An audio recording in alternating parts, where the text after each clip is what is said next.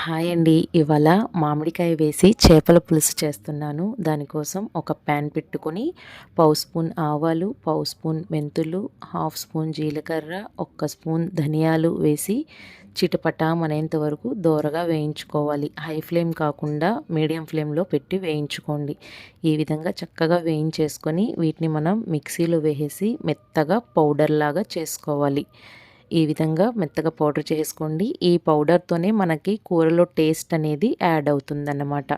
ఇలాగా పౌడర్ ఫామ్లో చేసి పక్కన పెట్టుకోవాలి. ఇప్పుడు వెడల్పాటి గిన్నె పెట్టుకొని అందులో ఒక 100 ml ఆయిల్ వేసుకొని 10 వెల్లుల్లి రెబ్బలు బాగా దంచుకొని వేసుకోవాలి.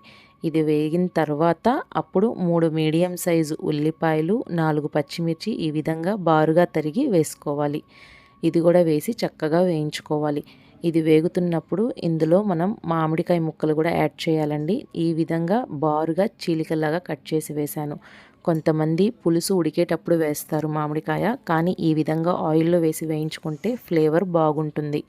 ఈ విధంగా వేసి వేయించిన తర్వాత రుచికి సరిపడా ఉప్పు, పావు స్పూన్ పసుపు, 2 స్పూన్ల కారం, హాఫ్ స్పూన్ గరం మసాలా, అదేవిధంగా మనం ముందుగా పౌడర్ చేసి పెట్టుకున్న మసాలా పౌడర్ ఉంది కదండి, ఆవాలు మెంతులు, ఆ పౌడర్ కూడా వేసి బాగా కలుపుకోవాలి.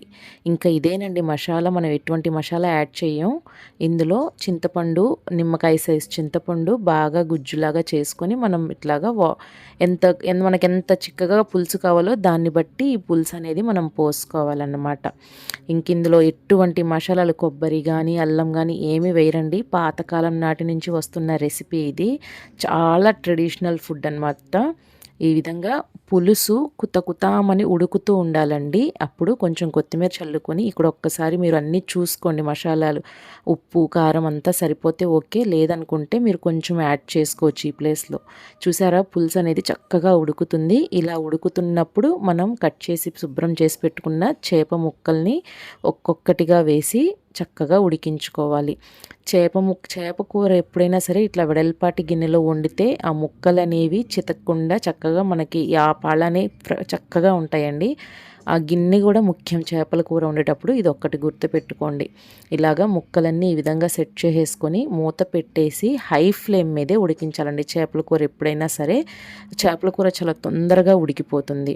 ఒక్కసారి మధ్యలో మనం ఆ దాకతోనే గిన్నెతోనే పట్టుకొని తిప్పాలి. చెంచా అనేది పొరపాటున కూడా పెట్టకూడదు. ఆ ముక్క అనేది చితికిపోతుందన్నమాట. చేప తొందరగా చితికిపోతుంది.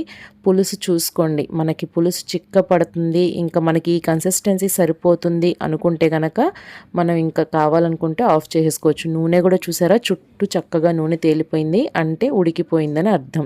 ఈ కూర టేస్ట్ చాలా బాగుంటుందండి. చాలా హెల్త్కి కూడా మంచిది. ఎటువంటి మసాలాలు లేవు, గ్యాస్ ప్రాబ్లం కూడా రాదు. తప్పకుండా ట్రై చేయండి.